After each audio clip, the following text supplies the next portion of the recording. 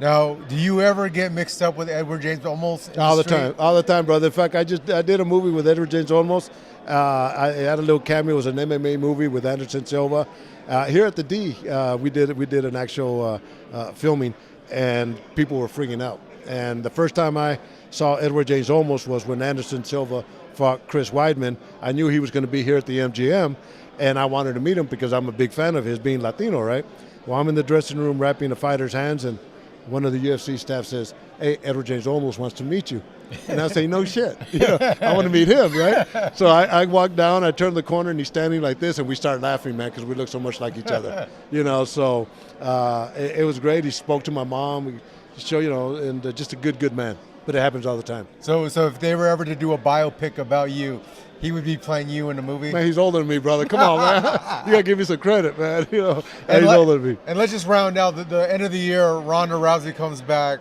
Dana says she's the biggest star in UFC history. It's kind of obvious that Conor's probably the biggest star ever, but what do you think of her thoughts already about retiring? She says this may be her last fight. At the mentality and psyche of a fighter, what's your thought process? You know what? Bless her heart, man. The bottom line of this game, and you guys are doing this documentary on brain concussions and all that. The bottom line for any athlete in this game or any contact sport is to make a lot of money where you could retire and leave the game with all your faculties.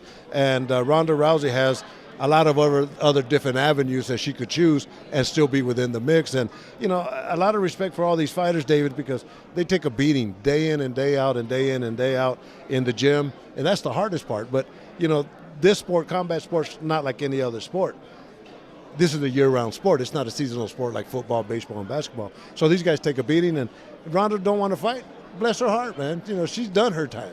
So I wish her the best.